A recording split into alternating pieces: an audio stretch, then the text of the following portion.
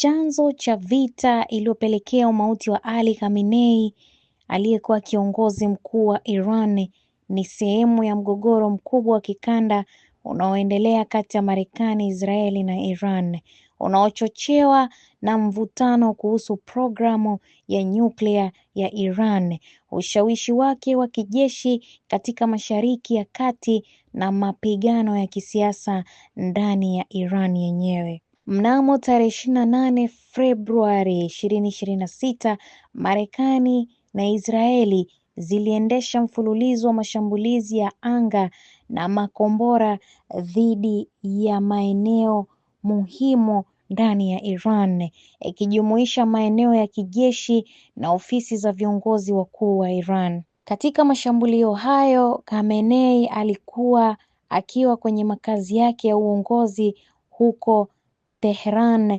pamoja na wagombea wengine wa ngazi ya juu wa serikali ya Iran. Mashambulio haya ni sehemu ya kile kilichoelezwa kama vita kubwa kati ya Iran na nguvu za Marekani na Israel, ambayo ilisababishwa na mvutano wa miaka mingi kuhusiana na sera za kimataifa, mradi wa nyuklia wa Iran na mashariki yaliyokuwa yakipigwa vita au kutumiwa na Iran katika eneo hilo.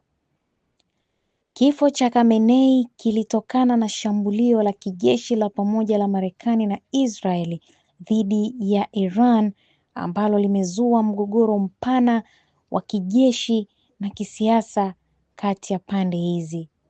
Kwa taarifa zaidi na zaidi, endelea kutufuatilia, na hii ni Face Media.